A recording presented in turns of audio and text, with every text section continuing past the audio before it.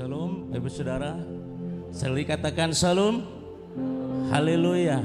Di tengah kesulitan di hidup kita, di tengah pergumulan kita, Tuhan akan buka kesempatan-kesempatan yang baru buat kita. Biarlah pagi ini, hari ini, bahkan terus sampai Tuhan nanti manggil kita. Dia Allah yang Immanuel. Amin. Mari siapkan hati Bapak Saudara. Mari kita menyembah Tuhan. Saya bangkit berdiri Bapak Saudara. Haleluya.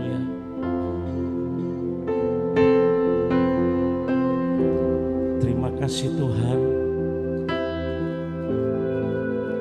Terima kasih Tuhan Yesus. Kami mau bawa hati kami Tuhan.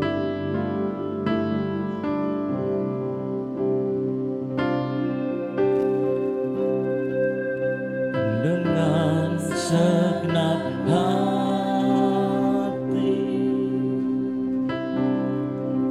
dengan segenap jiwa, dengan kekuatanku, kami sembah Engkau Tuhan.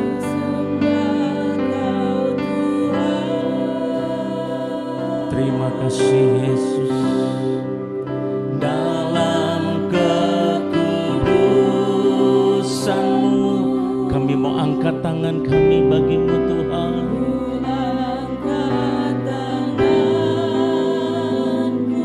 Ya Tuhan, ku rindu selalu dalam hadirat-Mu. Mari katakan lagi dengan segenap hati.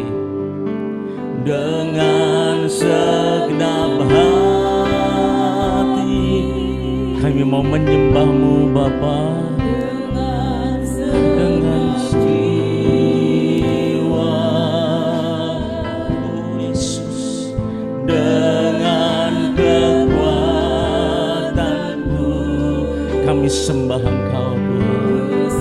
Engkau Tuhan, oh, dalam kekudusan-Mu kami mau angkat tangan tinggi bagi-Mu Tuhan. Tanganku, oh haleluya, ku rindu selalu dalam hadirat-Mu. Mari nyatakan kekaguman kita, sebab Kaulah yang kudus, sebab Engkau yang kudus, Anak domba Allah, darah-Mu tercurah, oh,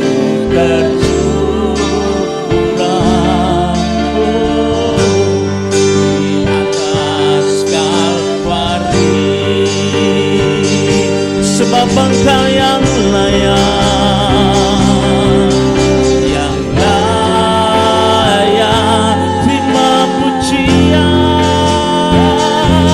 Hormat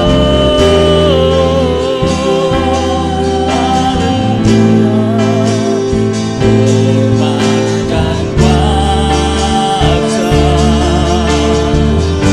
sekarang dan selamanya, sebab Engkau Allah yang kudus, sebab Engkau yang kudus.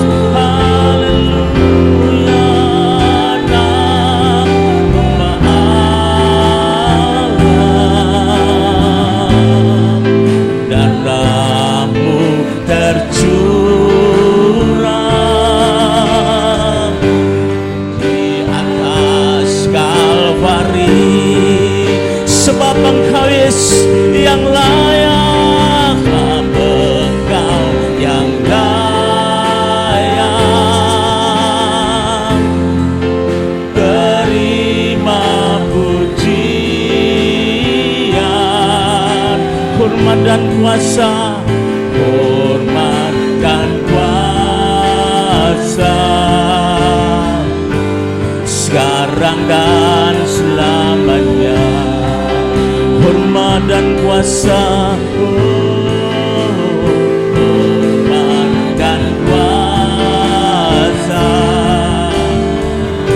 sekarang dan selamanya.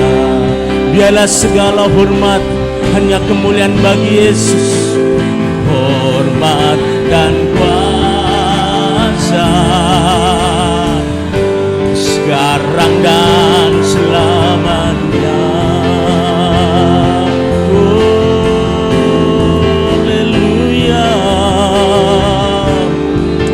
Kami sembah, haleluya, hanya Yesus. Engkau Allah yang layak, Engkau Tuhan kami, Engkau Tuhan kami, Engkau Allah kami. Sebab Kau yang layak, Engkau yang layak, Engkau yang layak. Terima hormat, syukur, pujian, penyembahan kami. Haleluya. Kila ramaya lama sakadara raya lase, kila ramakala lama sakadara lama ya lama se, kila ralama ya lama sakadara da, kila ralaba ya rara. Oh Jesus, kila ralama ya lama sakadara, kila ralaba ya lama sakadara da.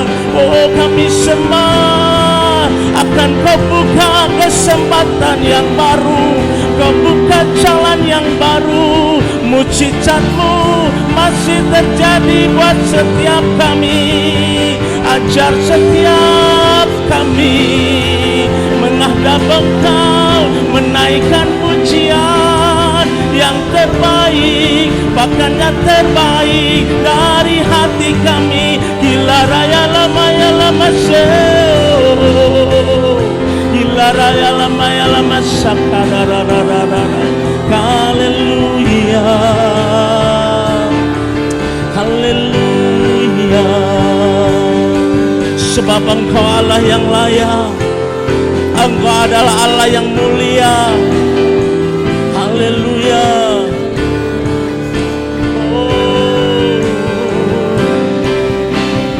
Sebab Engkau mulia, yang layak dipuji, yang duduk di tata dan yang akan memerintah selamanya atas semua yang di bumi. Sebab Engkau mulia, sebab Engkau mulia dan layak dipuji, yang duduk di tahta dan yang akan memerintah selamanya atas semua yang di bumi. Sebab Engkau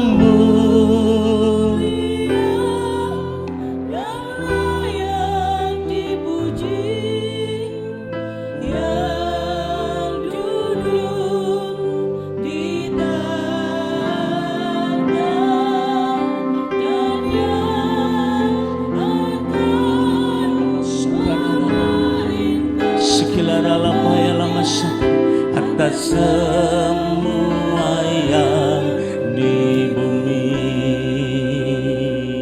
Sebab Engkau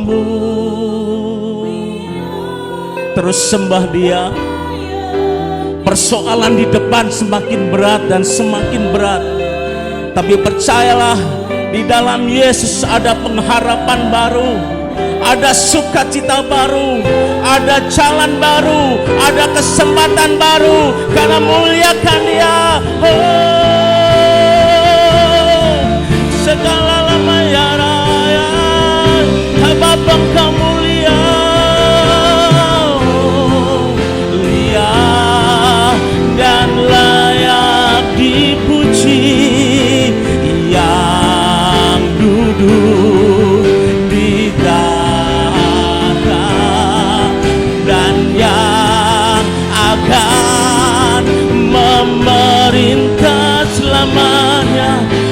atas semua yang di bumi, atas semua, atas semua yang di bumi, atas semua yang di bumi.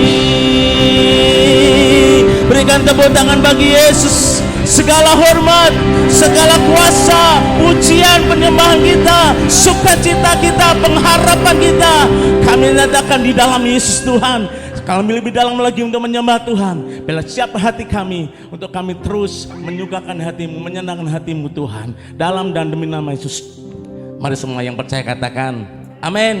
Sekali berikan tepuk tangan bagi Tuhan Yesus, luar biasa, dahsyat. Haleluya. Dia benteng hidup kita, amin.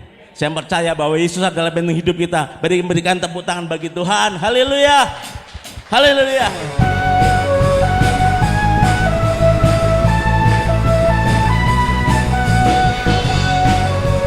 Terima kasih Tuhan.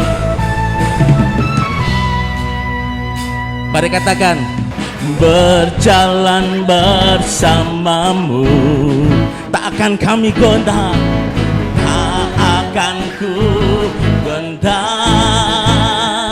Hanya tanganmu, tanganmu menopangku. Mari jalani hidup ini, jalani kehidupan. Oh haleluya. Kau mengangkatku ke atas gunung batu, kau beriku kemenangan, kemenangan. Kau kekuatanku, penopang hidupku, panji keselamatan. Kau buktikan kasih setiamu, benteng hidupku. Tak akan ku takut, sebab ku tahu kau besertaku.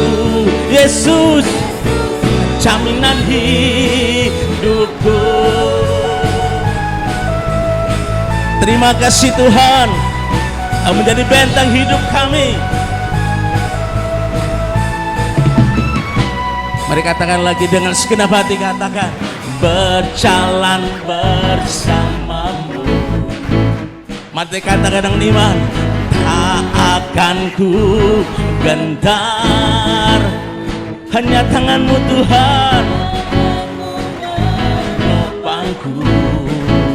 Haleluya, jalani kehidupan. Kau angkat kami Tuhan, Kau mengangkatku ke atas gunung batu.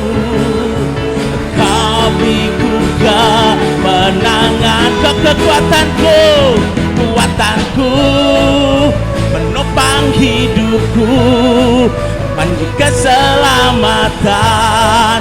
Kau buktikan kasih setiamu, benteng hidupku. Tak akan ku takut, sebab ku tahu Kau besertaku. Yesus, jaminan hidupku. Siapa yang percaya bahwa Yesus adalah benteng hidup kita, katakan wuh. Yang percaya Yesus adalah benteng kekuatan kita, katakan wuh. Haleluya. Terima kasih Tuhan. Terima kasih Tuhan buat pertolongan-Mu buat setiap kami.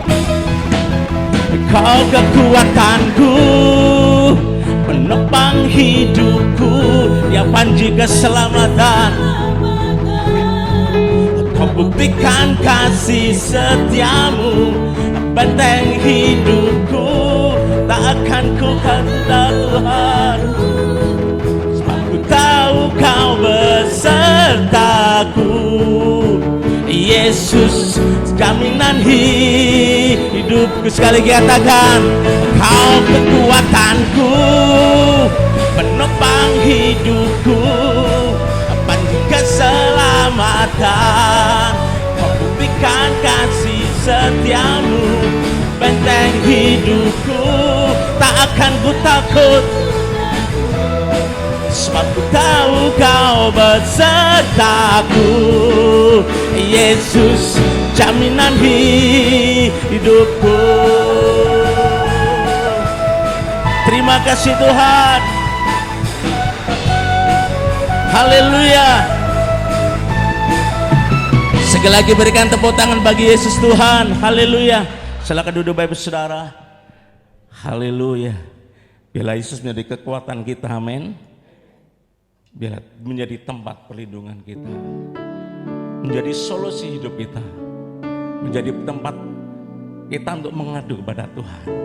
Di tengah kesesakan, mari datang kepada Yesus.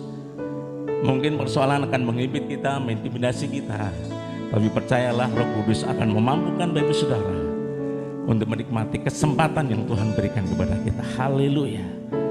Haleluya Yesus.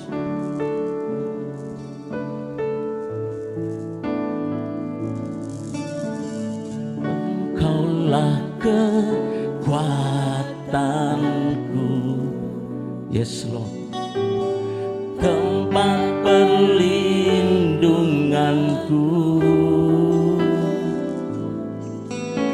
saat badai menerpa. Aku tak akan goyah, aku tak akan goyah, sebab Kau sertaku. Engkaulah kekuatanku, Engkaulah kekuatan Tuhan mengalir buat Bapak Saudara dan saya. Nikmati, haleluya. Lord Jesus, oh, saat badai menerpa, aku tak akan goyah. Oh, aku tak akan goyah, sebab Kau sertaku.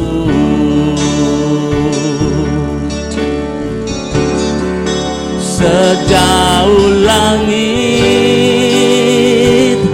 dari bumi, begitu besarnya kasih-Mu, penuhi hati kami yang rindu untuk menyembah-Mu. Yesus, sejauh langit dari bumi, begitu besarnya kasih-Mu.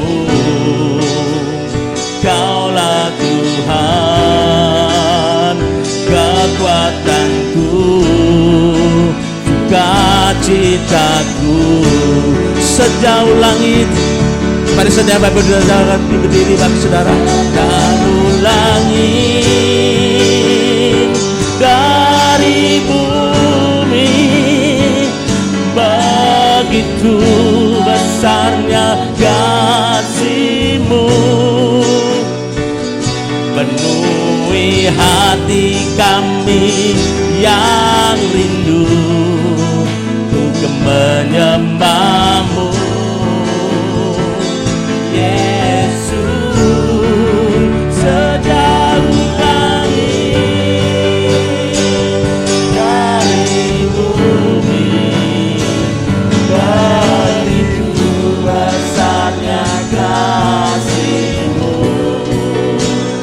Kaulah Tuhan, kekuatanku, sukacitaku.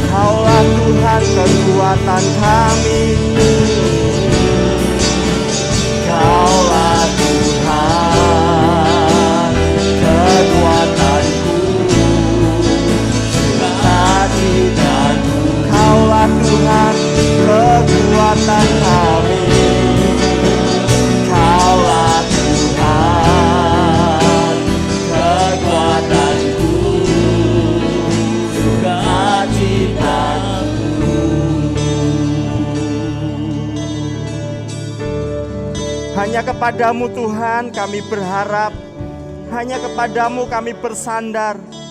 Sebab kasih setiamu yang kekal untuk selama-lamanya turun atas hidup kami. Terima kasih karena Engkau tidak pernah melepaskan kami. Engkau terus memegang kami dengan tangan kananmu yang memberi kemenangan itu Tuhan. Segala pujian, hormat, syukur kami persembahkan kepadamu. Sebentar kami akan merenungkan firman-Mu Tuhan. Bersabdalah di tengah-tengah kami. Arahkan jalan-jalan hidup kami seturut dengan firman-Mu Tuhan. Dan biarlah firman-Mu menjadi kehidupan bagi setiap kami. Urapi setiap kami. Biarlah Roh-Mu yang kudus menuntun kami. Demi nama Yesus kami berdoa dan bersyukur. Amin, amin. Silakan duduk Bapak Ibu Saudara. Terima kasih buat seluruh pelayan yang sudah melayani kita pagi hari ini. Shalom. Kasih karunia Tuhan, kemurahan Tuhan limpah atas kita, amin.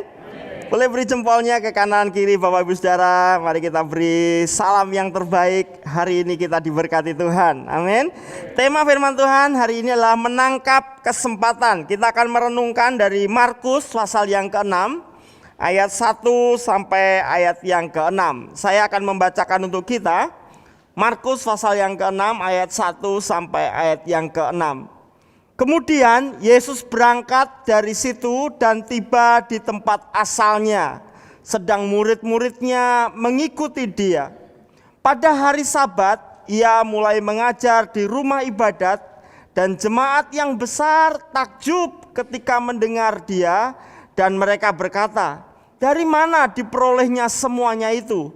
Hikmat apa pulakah yang diberikan kepadanya? Dan mujizat-mujizat yang demikian bagaimanakah dapat diadakan oleh tangannya? Ayat 3 dan 4. Bukankah ia ini tukang kayu, anak Maria, saudara Yakobus, Yoses, Yudas dan Simon? Dan bukankah saudara-saudaranya yang perempuan ada bersama kita? Lalu mereka kecewa dan menolak dia.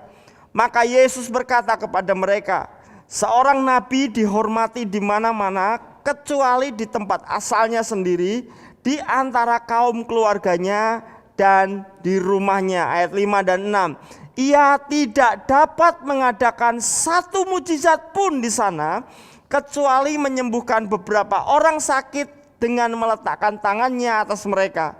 Yesus merasa heran atas ketidakpercayaan mereka. Lalu Yesus berjalan keliling dari desa ke desa sambil mengajar. Bapak Ibu Saudara, kisah ini menceritakan ketika Yesus meluangkan waktu istimewanya untuk pulang kampung, yaitu ke Nazaret. Orang-orang Nazaret telah mendengar pelayanan Yesus di tempat-tempat yang lain, khususnya di Kapernaum, di mana Yesus mengajar, di mana Yesus membuat mujizat, menyembuhkan orang sakit, bahkan membangkitkan orang mati.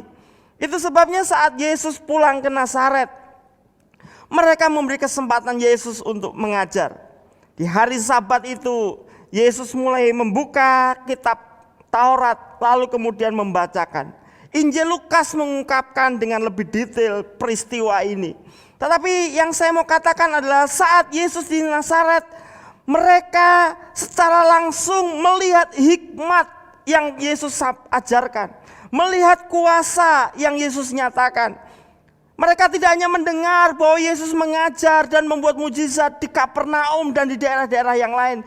Tetapi saat itu orang-orang Nazaret mendapat kesempatan untuk melihat langsung bagaimana Yesus mengajar. Yesus melakukan beberapa mujizat dengan menumpangkan tangan. Tapi kalau Bapak Ibu membaca kisah ini, sekalipun mereka melihat langsung, bahkan mereka takjub dengan pengajaran Yesus karena begitu powerful, berbeda dengan ahli-ahli Taurat yang lain. Dan mereka melihat 1-2 mujizat yang dibuat Yesus melalui penumpangan tangan.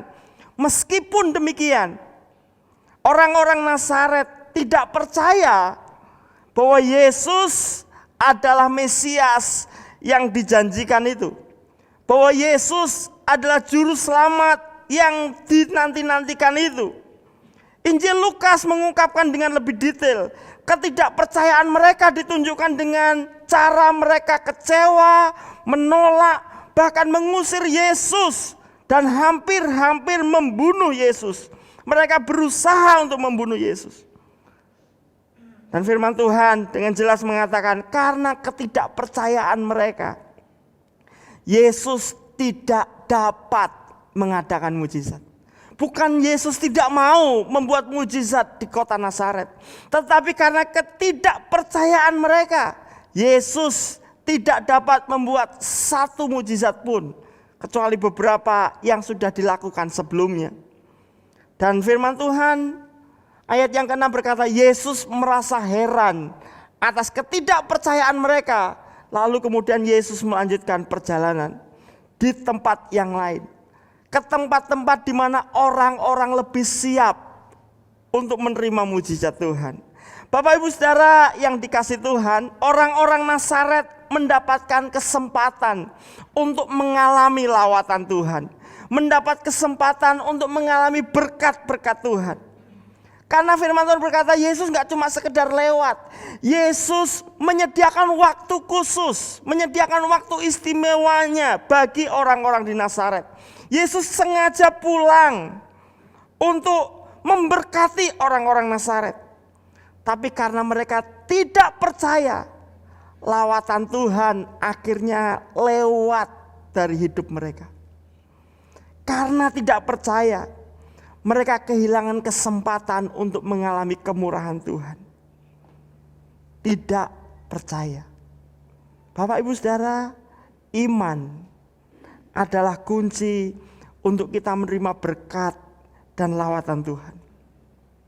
Tanpa iman, kita tidak akan mengalami berkat Tuhan. Bukan berarti Tuhan tidak mau, tapi dengan jelas Alkitab mengatakan karena mereka tidak percaya, mereka secara sadar menolak kemurahan Tuhan, menolak lawatan Tuhan, menolak kasih karunia Tuhan. Dan jangan sampai hal itu juga terjadi atas kita orang-orang percaya hari-hari ini. Jangan sampai karena ketidakpercayaan kita, akhirnya lawatan Tuhan lewat dari hidup kita. Orang-orang di sekitar kita ngalami mujizat Tuhan. Orang-orang di sekitar kita ngalami lawatan Tuhan, ngalami pemulihan Tuhan. Tapi kita hanya menjadi penonton dan pendengar saja. Karena apa? Karena kurangnya kepercayaan kita kepada Tuhan. Apa yang membuat orang Nazaret ini tidak percaya bahwa Yesus adalah Mesias?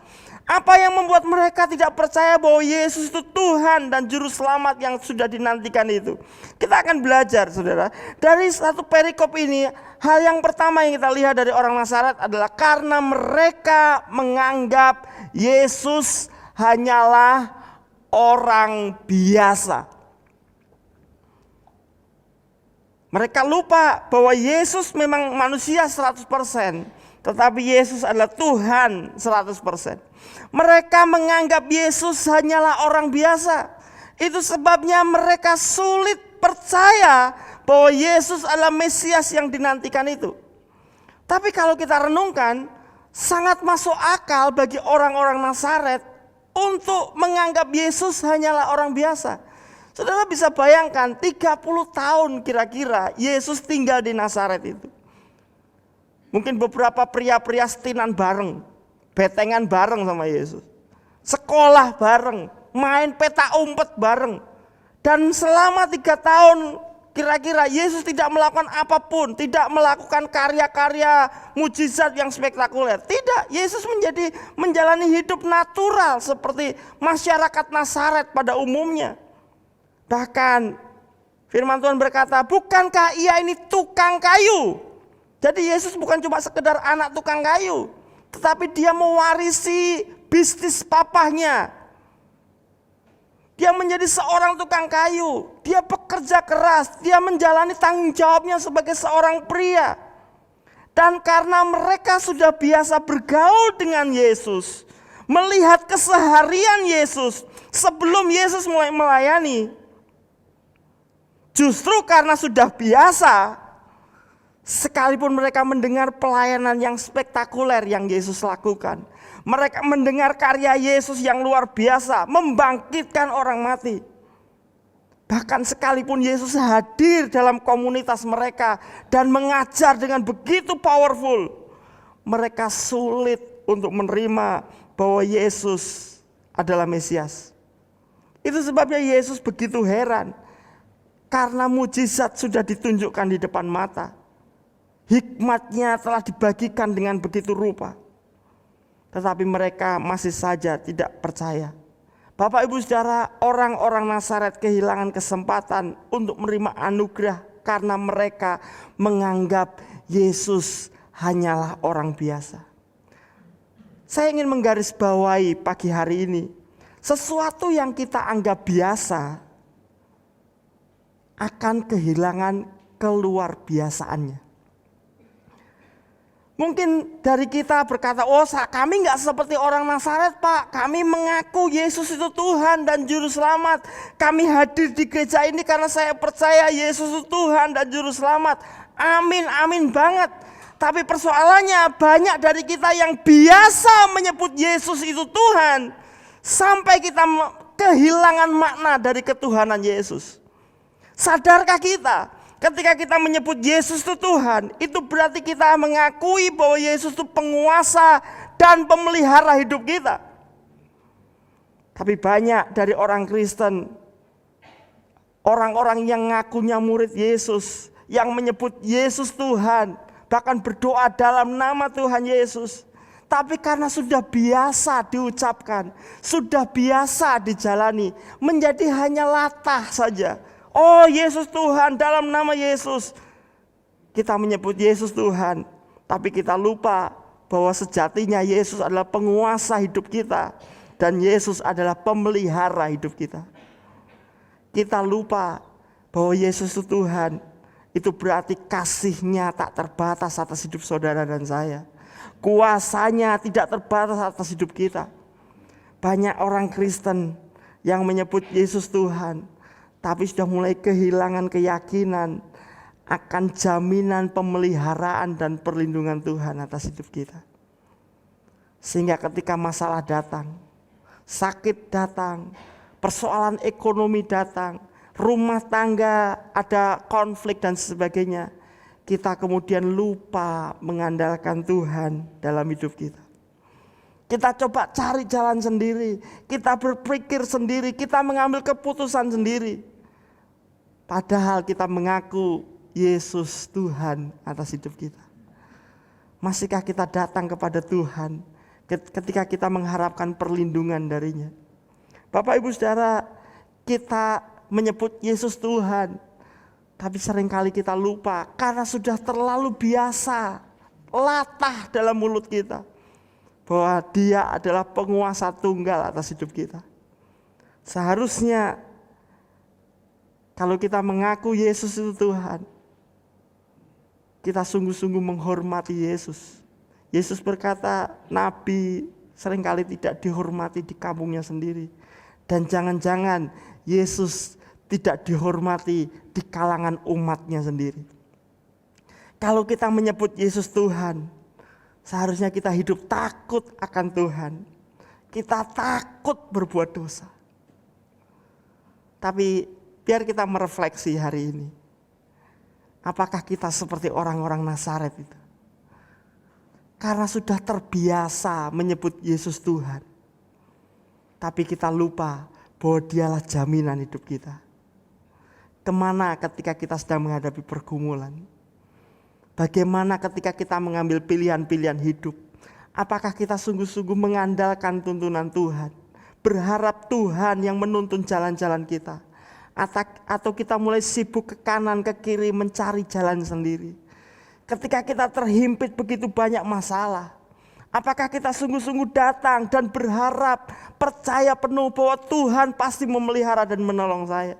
Ketika kita dalam kondisi yang baik-baik saja, apakah kita tetap hidup kudus dan takut akan Tuhan? Atau kita mulai merasa ini semua karena jasaku, ini semua karena hasil keringatku, ini semua karena usahaku. Jadi aku boleh menggunakan seluruh hidupku menurut mau-mauku sendiri. Hari ini jangan sampai kebiasaan kita memanggil Yesus sebagai Tuhan membuat kita kehilangan makna yang luar biasa di dalam nama yang agung itu.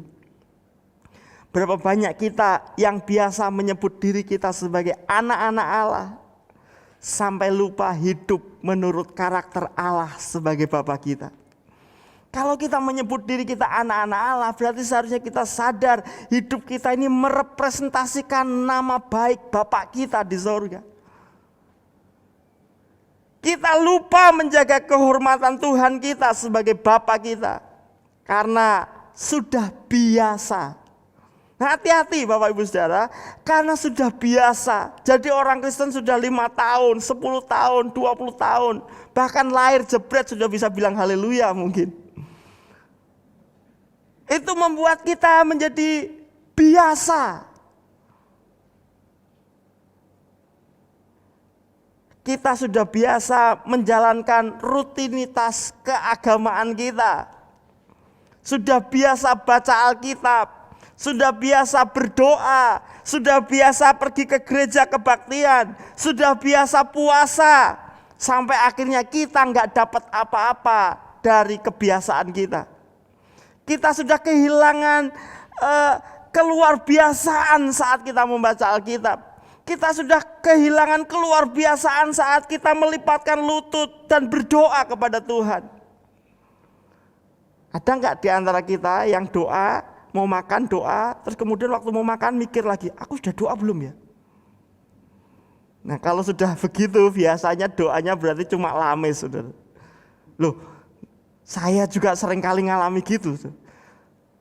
Doa, terus ngobrol sama istri, kemudian saya nanya sendiri, tadi sudah doa belum ya? Jadi doanya sekedar syarat, bukan sebuah relasi, bukan sebuah hubungan dengan Tuhan. Dan seharusnya kita bertobat hari-hari ini. Berapa banyak orang Kristen yang keluar masuk gereja tapi nggak ngalami lawatan Tuhan. Kenapa? Karena sudah biasa. Biasa pergi ke gereja, biasa nyanyi. Oh ya, nyanyi 2-3 lagu, lalu duduk dengerin firman Tuhan, terus ditarik kolektor. Dan kita pulang dan kita merasa sudah lebih rohani karena sudah menjalankan kewajiban kita sebagai orang Kristen. Tapi pertanyaan besarnya adalah, apakah kita mengalami kehadiran Yesus dalam jam-jam doa kita? Dalam waktu-waktu perenungan firman kita? Dalam waktu-waktu beribadah kita? Kalau tidak, kita harus kembali dari awal. Jangan sampai kita kehilangan kasih yang mula-mula. Karena apa? Sudah biasa. Saya biasa puasa seminggu 2 kali. Saya biasa berdoa setiap jam 5 pagi. Saya biasa setiap hari Minggu pergi ke gereja. Lalu kemudian kita kehilangan makna yang luar biasa itu. Jangan sampai lawatan Tuhan terlewat atas hidup kita. Karena kita sudah biasa. Bapak Ibu Saudara, itu sebabnya Yesus berkata, berbahagialah orang yang lapar dan haus akan kebenaran. Karena mereka akan dipuaskan. Hanya orang yang sungguh-sungguh haus dan lapar akan Tuhan. Bapak Ibu, biar ini menjadi perenungan kita. Saat teduh kita, waktu-waktu istimewa kita ketika membaca Alkitab atau kita berdoa. Apakah kita sungguh-sungguh haus dan lapar akan Tuhan? Atau karena kewajiban di komsel harus membaca? Atau karena kewajiban sebagai orang Kristen harus pergi ke gereja?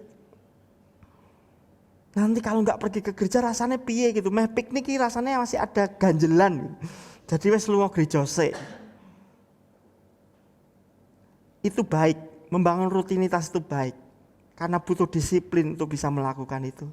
Tetapi mari naikkan level kita. Dari rutinitas menjadi sesuatu yang mengharapkan Tuhan dalam setiap aktivitas rohani kita. Jangan sampai kita sibuk melakukan rutinitas. Bahkan kita mengabaikan ketika Tuhan ada di samping kita. Hari-hari ini jangan lewatkan lagi kesempatan persekutuan dengan Tuhan. Belum lagi kalau waktu-waktu kita ketemu Tuhan juga sebentar. 1 hari mungkin belum tentu 1 jam. Karena kita sudah disibukkan dengan banyak hal. Kadang-kadang kita cuma doa, Tuhan aku mau berangkat kerja. Tuhan aku mau makan. dan mau tidur, Tuhan terima kasih aku mau istirahat. Mungkin hanya beberapa kalimat kadang-kadang. Sudah sedikit waktunya gak berkualitas lagi. Tapi hari ini Bapak Ibu Saudara, jangan biarkan konsep yang dimiliki orang-orang Nazaret juga melekat atas hidup kita. Mungkin kita tidak seperti orang Nazaret. Kita sudah mengaku Yesus Tuhan, Yesus Juru Selamat saya. Tapi apakah itu menjadi makna yang luar biasa buat kita? Berbahagialah orang yang haus dan lapar akan Tuhan. Kalau sampai hari ini kita merasa Tuhan itu ada di awang-awang, itu hanya ada di imajinasi orang Kristen, saya gak ngalami Yesus begitu nyata dalam hidup kita. Saya pergi ke gereja juga karena orang tua saya pergi ke gereja. Saya ada di gereja karena KTP saya Kristen. Kalau sampai hari ini kita gak ngalami realita Kristus dalam hidup kita, kalau Yesus tidak lebih nyata dari kenyataan yang kita alami hari-hari ini, sudah waktunya kita membangun roh yang haus dan lapar akan Tuhan. Mari menangislah kepada Tuhan. Kalau dalam 1 minggu terakhir kita nggak ngalami Yesus. Mau Yesus ada atau enggak, hidup mesti jalan terus. Dan hidupku oke-oke saja tanpa Tuhan. Kalau sampai hari ini kita mengambil keputusan apapun dan kita fine-fine saja, kita baik-baik saja, tanpa kita ngalami kehadiran Yesus, berarti sesungguhnya kekristenan kita perlu dipertanyakan. Karena Sang Pemelihara jiwa kita, Sang Penguasa Tunggal atas hidup kita, sebenarnya tidak sedang bersama-sama dengan kita. Hari ini, di tengah-tengah kebiasaan kita sebagai orang Kristen, pastikan kita menjalaninya dengan cara-cara yang luar biasa. Harapkan Tuhan, karena orang-orang yang menanti-nantikan Tuhan pasti diberi kekuatan baru. Tuhan hadir di tengah-tengah umatnya yang bersungguh hati mencari Dia. Amin, saudara.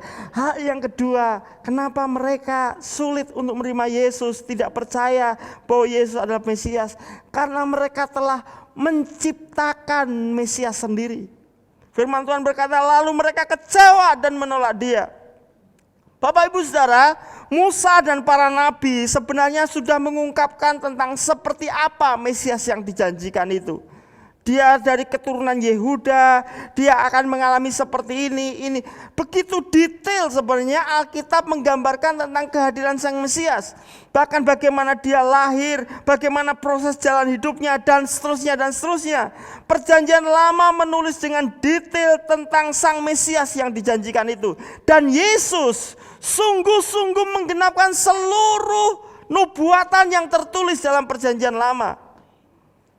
Yesus sungguh-sungguh menggenapi seluruh hukum Musa, bahwa kehadirannya, karyanya, pengajarannya semua tertulis dengan detail. Persoalannya adalah orang-orang Nazaret sudah punya angan-angan sendiri tentang Mesias itu. Juru selamat itu seperti apa? Mereka mungkin menggambarkan mesti lahir dari keturunan raja yang hebat, mungkin kakinya nggak nginjak tanah, separuh dewa dan sebagainya. Jadi begitu mereka melihat Yesus menampilkan diri sebagai seorang Mesias di tengah-tengah mereka, mereka kemudian nggak bisa menerima. Bukankah dia ini tukang kayu? Meja kursiku aja dibuat oleh dia kemarin, beberapa waktu yang lalu. Bukankah dia yang membuat perabot-perabot dalam rumah tanggaku? Bukankah dia itu teman main waktu aku kecil? Bukankah saudara-saudaranya bersama dengan aku? Mereka nggak siap ketika Yesus menyatakan dirinya sebagai Mesias. Karena Yesus bukan keturunan ningrat. Yesus hanyalah seorang tukang kayu. Walaupun sejatinya Yesus telah menggenapi seluruh PL tentang Mesias. Seluruh kitab-kitab Musa dan para nabi telah digenapi lewat kehidupan Yesus. Sekalipun mereka takjub mendengar pengajaran Yesus, sekalipun mereka telah mendengar dan melihat mujizat yang dikerjakan Yesus, mereka tetap tidak percaya bahwa Yesus itu Mesias. Kenapa? Karena mereka sudah punya angan-angan sendiri. Mesias yang ideal itu seperti apa? mesti dari orang keturunan ningrat berdarah biru luar biasa. Tapi penampilan yang Yesus tunjukkan hanya orang biasa, seorang tukang kayu. Bapak Ibu Saudara, kita bisa kehilangan kesempatan untuk mengalami lawatan Tuhan bila mana kita mengukur kebaikan Tuhan menurut ukuran kita. Jangan pernah menilai karakter dan karya Tuhan berdasarkan ukuran-ukuran kita. Seringkali kita menangkap kebaikan Tuhan hanya berdasarkan ukuran-ukuran kita. Kalau Tuhan memberi seperti yang saya harapkan, maka Tuhan baik. Kalau saya sakit, saya berdoa dan Tuhan menyembuhkan, itu Tuhan baik.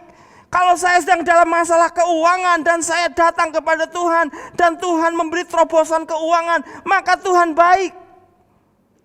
Tapi Tuhan begitu jahat ketika saya berdoa dalam kondisi sakit, justru sakit saya parah berkepanjangan. Ketika saya bergumul dalam pekerjaan, justru kena PHK. Ketika saya sedang berjuang, Tuhan justru seolah-olah menimpakan begitu banyak persoalan dalam hidup saya.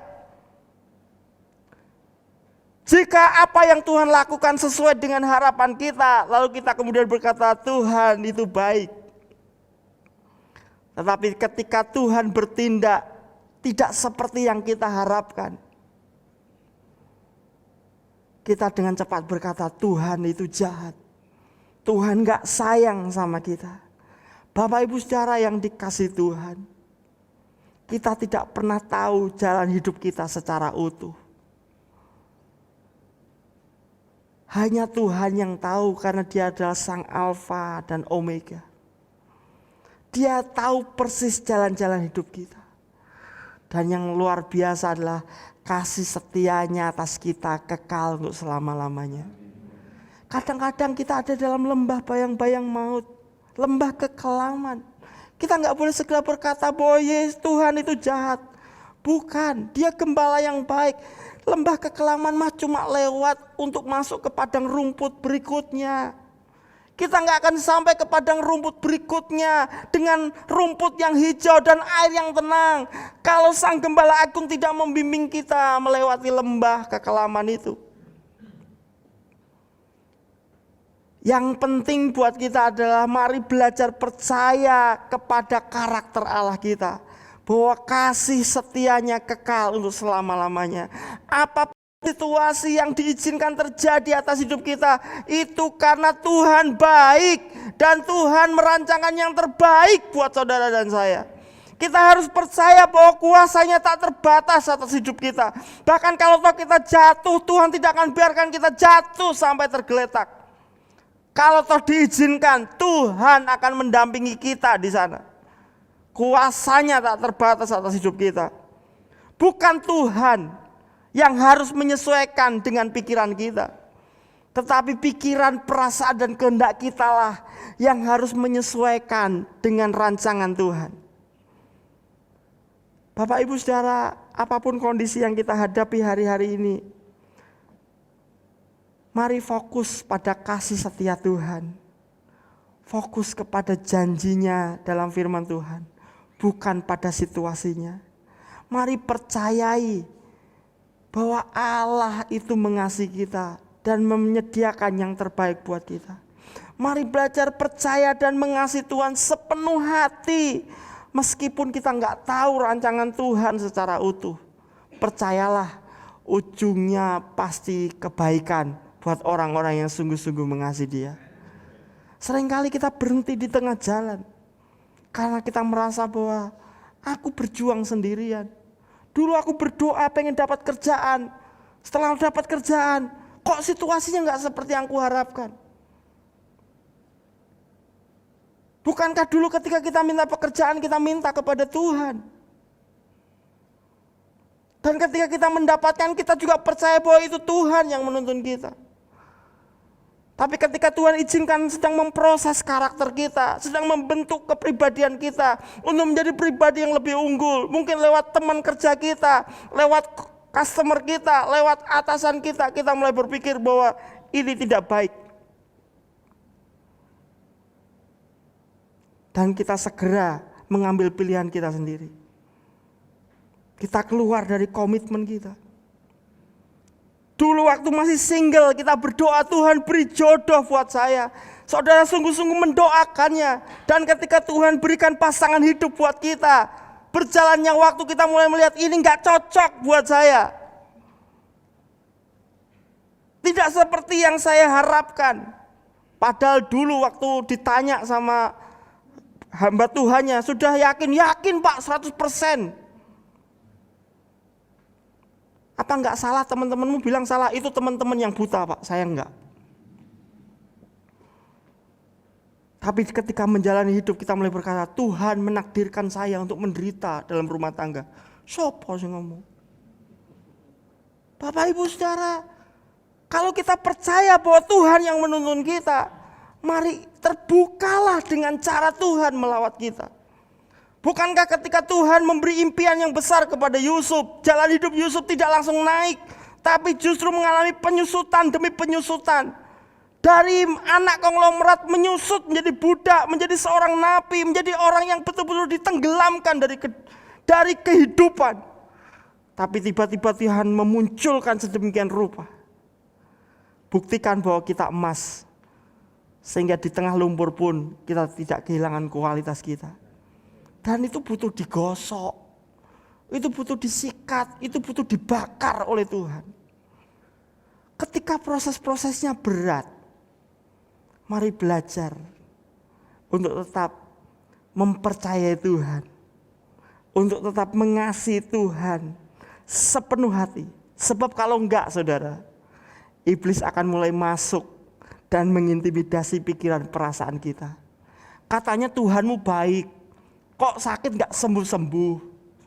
Padahal kalau kamu pergi ke alternatif, 2 hari paling langsung sembuh. Katanya Tuhanmu baik, kenapa utangmu gak selesai-selesai. Padahal kalau kamu pergi ke tiang listrik, kamu juga akan dapat solusi. Butuh dana cepat, tinggal STNK di situ. Kan di tiang-tiang listrik banyak di situ. Katanya Tuhanmu baik, kok kondisimu gak lebih baik? Lihat tetangga-tetanggamu sudah lebih sukses. Lihat teman-teman seangkatanmu waktu SMA.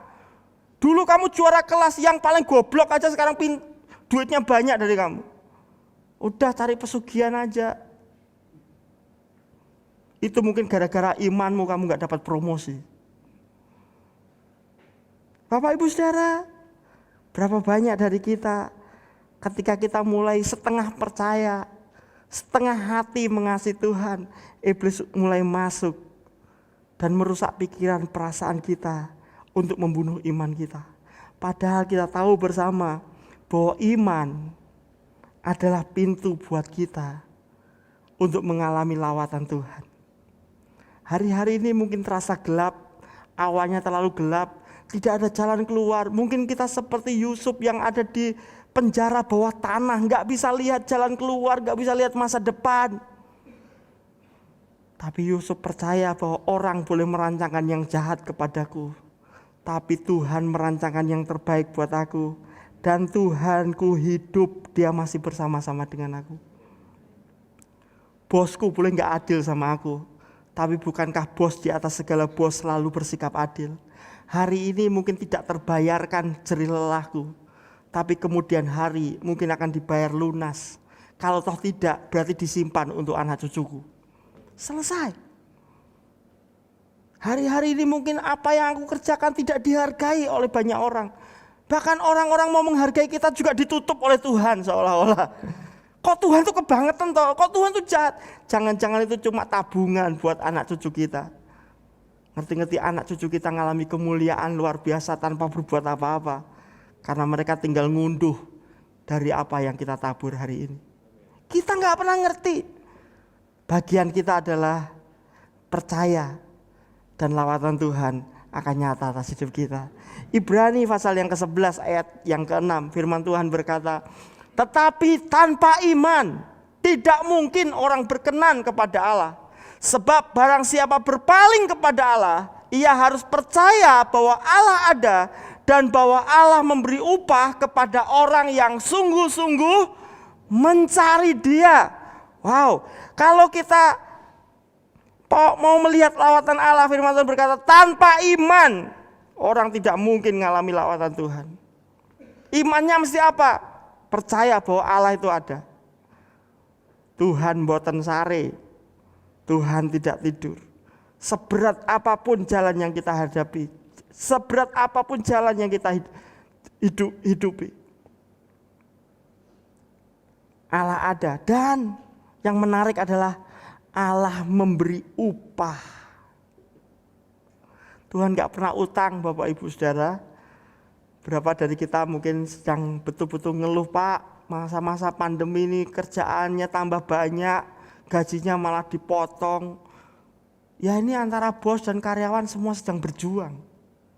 Tapi Pak, bosku ngambil kesempatan ini Pak, malah ngancurin. Ingat, Tuhan gak pernah utang. Kan satu waktu akan dibayar. Bahkan ibu rumah tangga yang gak gajian pun akan lunas dibayar oleh Tuhan.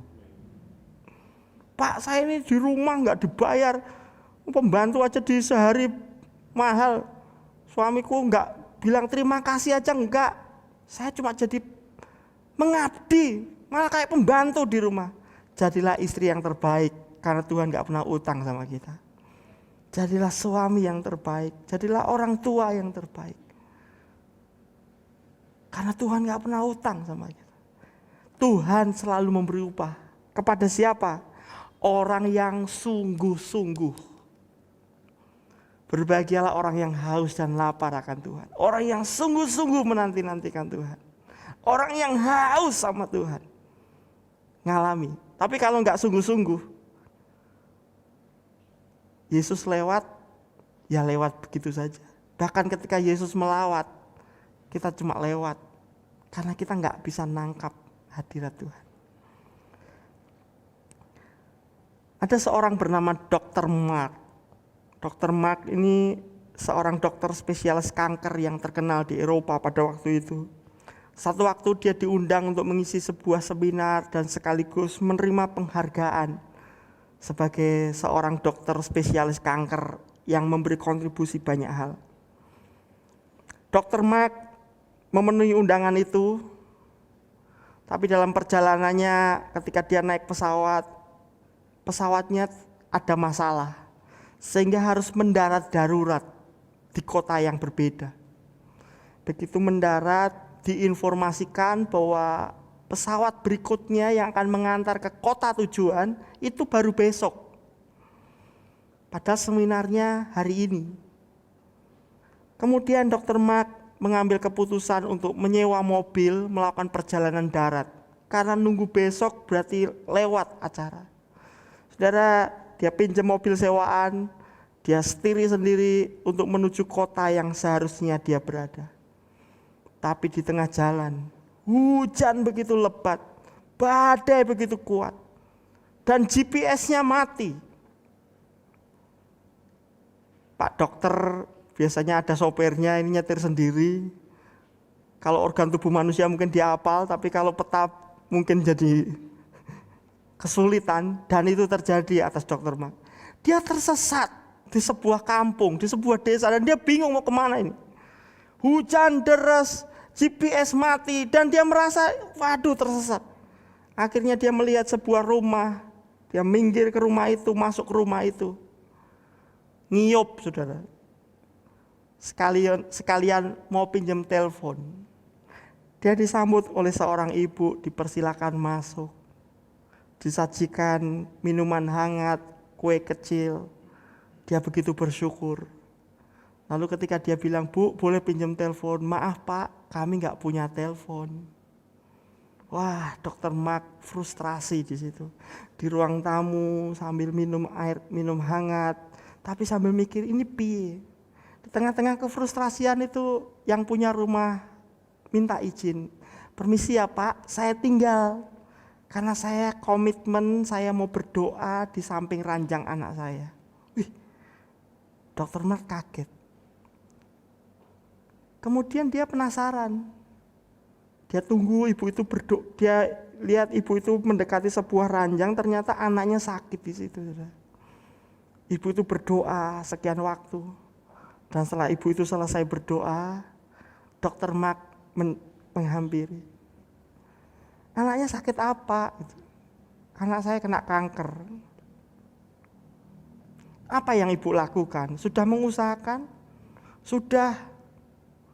Tapi dokter di sini berkata bahwa sakit anak saya terlalu parah. Hanya ada satu dokter spesialis yang bisa menangani penyakit anak saya. Dia bernama Dr. Mark. Tapi saya nggak tahu bagaimana menghubungi Dr. Mark. Tapi yang saya tahu, saya punya dokter di atas segala dokter.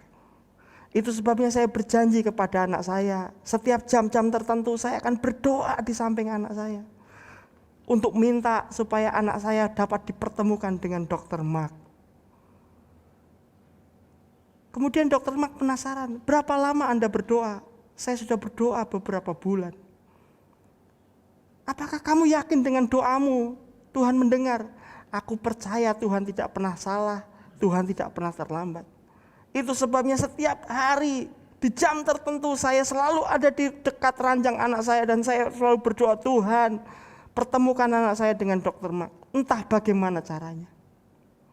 Saudara, ketika ibu itu bersaksi, bercerita tentang kesungguhan hatinya dalam mengandalkan Tuhan, keyakinannya di dalam doa, dia percaya bahwa doa-doanya tidak hanya sampai ke langit-langit. Dia percaya bahwa Allah mendengar doanya. Dan dia percaya Allah gak cuma mendengar, Allah sanggup menjawab doanya. Entah bagaimana caranya. Dr. Mark nangis, saudara. Karena Dr. Mark gak percaya Tuhan. Dia lebih percaya sains, dia lebih percaya ilmu pengetahuan. Dia melihat bahwa doa itu hanyalah untuk orang-orang yang gak punya pengharapan secara intelektual. Sehingga hanya berharap kepada pihak yang gak jelas di mana. Tapi hari itu Dr. Mark nangis. Dan dia berkata, Ibu, saya adalah Dr. Mark yang dimaksudkan. Tuhan membuat pesawat saya ngalami masalah. Ketika saya sewa mobil, Tuhan buat badai dan hujan. Supaya saya ada sampai di rumah Ibu. Dr. Mark berkata, saya gak percaya Tuhan. Tapi hari ini saya mengambil keputusan untuk menerima Yesus sebagai Tuhan dan Juru Selamat. Tuhan yang ibu sembah, Tuhan yang ibu percayai adalah Tuhan yang hidup dan empunya langit dan bumi.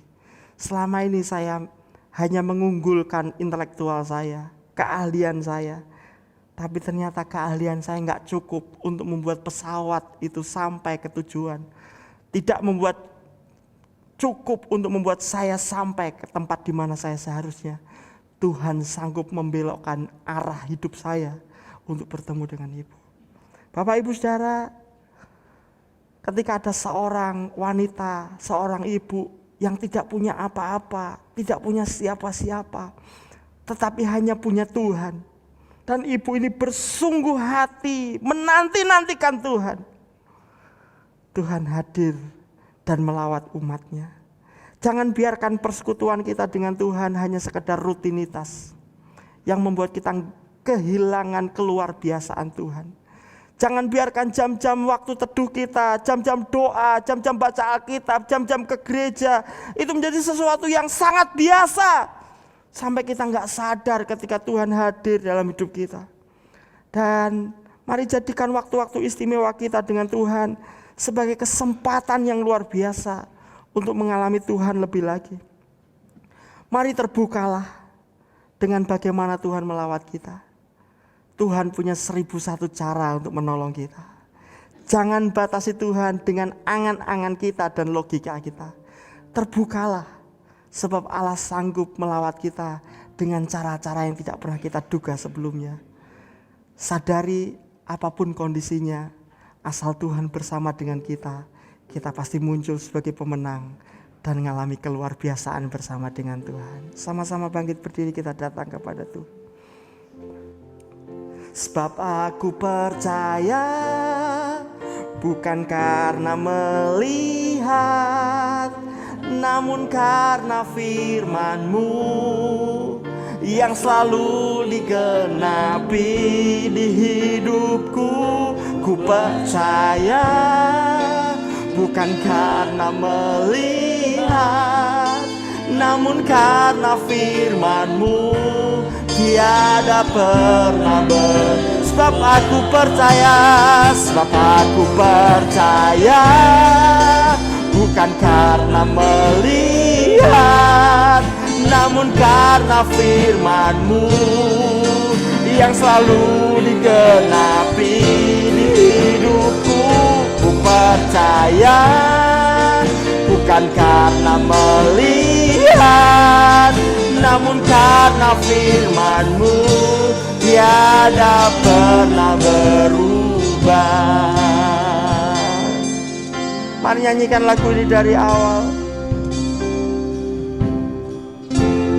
Kekuatan di hidupku ku dapat di dalam-Mu Tuhan.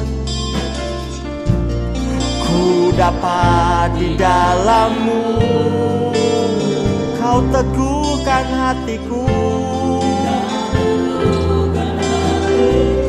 Ya, tiada yang mustahil sebab aku percaya, bukan karena melihat, namun karena firman-Mu yang selalu digenapi di hidupku. Ku percaya, bukan karena melihat, namun karena firman-Mu tiada pernah berubah.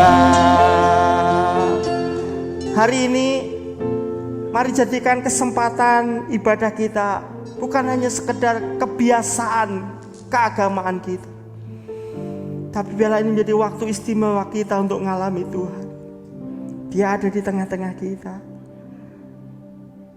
Kita buka hati kita.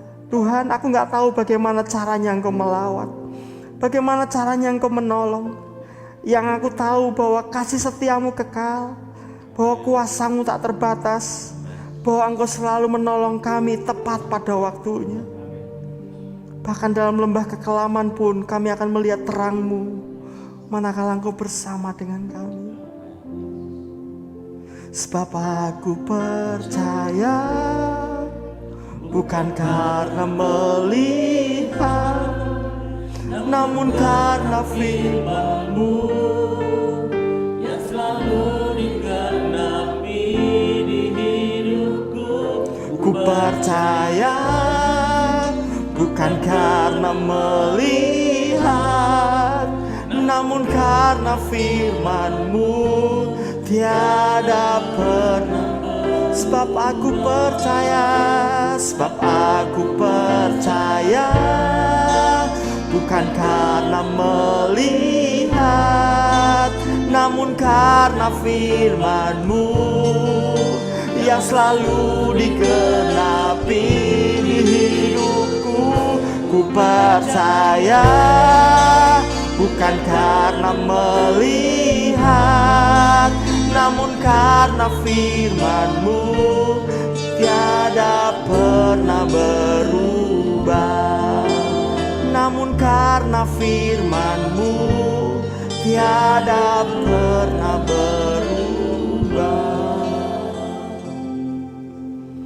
Hati kami terbuka bagi Engkau Tuhan. Biarlah apapun situasi yang kami hadapi hari-hari ini, mata kami tertuju kepada firman-Mu Tuhan. Biarlah kami mempercayai karakter-Mu. Biarlah kami memegang janji-Mu kuat-kuat. Biarlah kami menanti-nantikan Engkau. Karena kami percaya Engkau ada, Engkau hidup, dan Engkau memberi upah kepada setiap kami.